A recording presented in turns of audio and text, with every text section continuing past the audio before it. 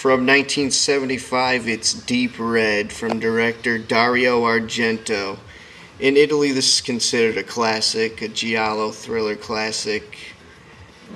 But when it was released, it didn't do that well internationally. And so nowadays, it's really not as known as his other more successful films like Suspiria and Tenebra, Inferno, Phenomena. And I think the reason because of that is because the only version we really get is an edited down one where, I don't know, it makes it kind of incomprehensible at times. But let's just say this. Goblin does the soundtrack. That keeps you interested, but the second act really putters along. Let's just go. That's the good thing about it, Goblin on the soundtrack, and the guy who is doing the special effects is Carlo Rambaldi, the legendary special effects artist who later went on to do E.T. He was also involved in Bay of Blood from 1971 or whatever it was. Anyway, that was an early slasher film. But on to this one. Basically, it takes place in Italy and in Turin, Italy, and there's like a psychic convention going on, and the psychic feels the presence of a murderer in town. And what happens is that psychic gets murdered, and the guy who sees the murder, it's an awesome cinematography job and you get to see historically old buildings and awesome architecture. That's another plus.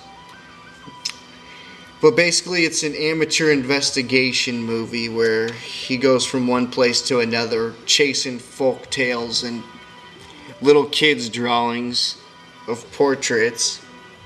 And he teams up with this annoying reporter who's basically like the Italian version of Melanie Griffith. And it ends up getting so boring that at one point they end up having an arm wrestling match. And then they have a rematch. That's how boring it gets in the middle of it. And I heard they cut a lot of the subplots out, thank God. But also they cut out a lot of the gore. Maybe just to disguise it as like, hey, it's not a slasher film. We're going to cut out the gore so that you could see it as a suspense murder mystery.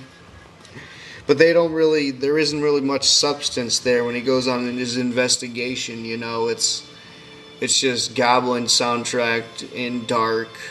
He just basically goes into the dark abyss, and it's not as colorful and artistic as his later films from the early 80s, and like Suspiria, his next film, which is maybe the most stylistic movie of all time. But, okay, you get the doll hanging. And you get the dolls, and you get to see this doll, this Howdy Doody look-alike one, come in for a brief scene. It provides brief entertainment, but it's kind of like James Wan's obsession with the dolls. He's got to have dolls in The Conjuring and Insidious and Dead Silence.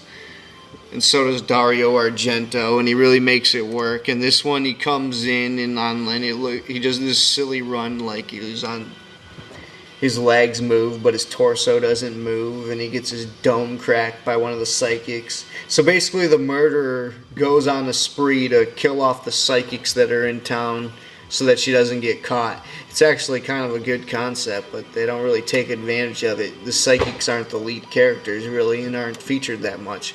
Like I said, it's just some guy who's like a music teacher, apparently. Does his own solo investigation.